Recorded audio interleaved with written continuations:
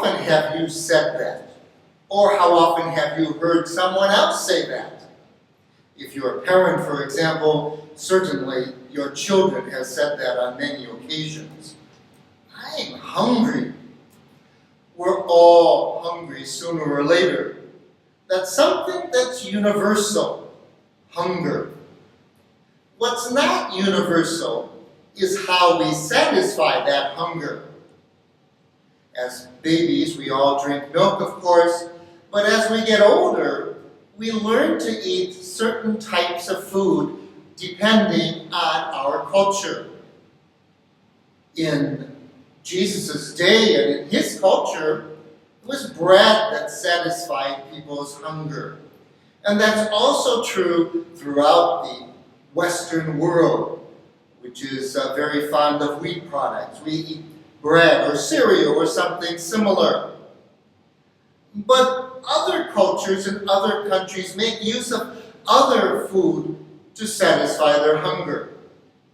In China or Japan or Vietnam, for example, people eat rice. That's the main staple. A Vietnamese priest friend of mine is fond of saying, where there's no rice, there's no meal. That's very important in Vietnamese culture. In places like Germany or Ireland or Poland, it's the potato that's the staple product that people eat. In Italy, people would eat pasta or polenta. In Africa, throughout much of the continent, people might eat cassava or plantain, or what we call fufu. Throughout Latin America, people in their daily diet often eat beans or some form of corn. The Mexican tortilla, for example, was originally made out of corn. So hunger is universal. Everyone gets hungry. And yet, we satisfy that hunger in many, many different ways, depending on our own culture. In the Gospel, Jesus recognizes that people get hungry. In fact, just before the reading of today, Jesus satisfied a huge crowd's hunger by giving them bread.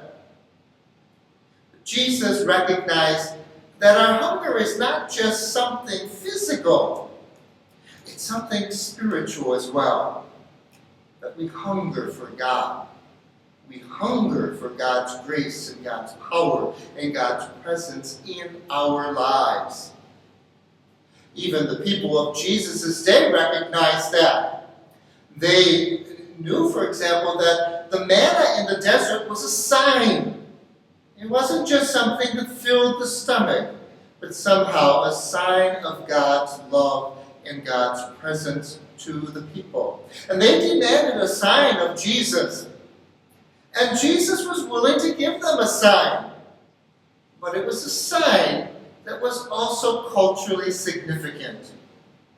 He identified himself with bread.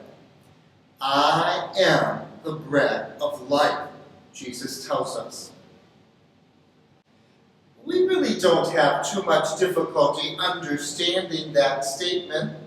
We've heard it again and again, especially the disciples of Christ who share in the Eucharist. We know that Jesus as Eucharist is the bread of life, that he feeds us spiritually.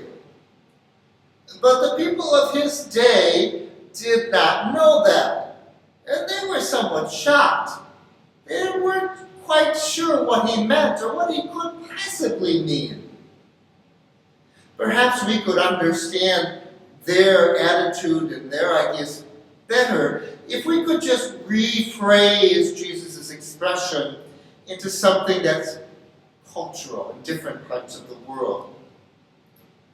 If Jesus were in China, for example, would he have said, I am the rice of life? Or if he were in Ireland, would he have said, I am the potato of life? If he were in Africa, would he have said, I am the fufu of life? Or if he were in Italy, would he have said, I am the pizza of life?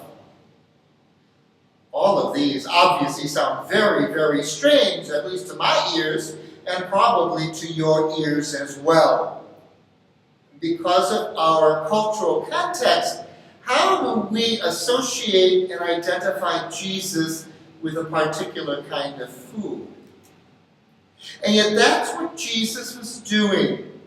Jesus was identifying himself with the food, the important food of his day. Jesus was identifying himself with bread. But when he said that, I am the bread of life, he was intending it to be more than physical food, rather something that was spiritual. Jesus wanted to make sure that our souls and our spiritual lives were fed as well.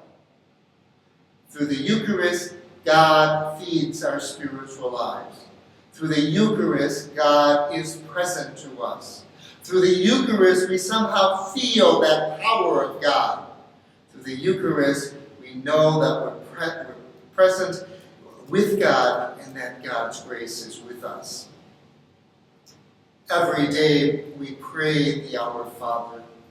And in that prayer, we ask, give us this day our daily bread. I think normally we're asking God to make sure that there is food on the table. But perhaps it should remind us as well, at least today, of our own need for spiritual food, for our own need for the Eucharist. So today when we pray the Our Father, and when we receive the Eucharist, let us remember that Jesus identifies himself very much not only with just a physical food, but with a cultural symbol that has become practically universal. Jesus wants to be part of every person's and every group's and every culture's life. Jesus wants to lead us to the Father through this heavenly food. Let us recognize our need for spiritual food. Let us recognize Jesus' presence and the power of God in the Eucharist.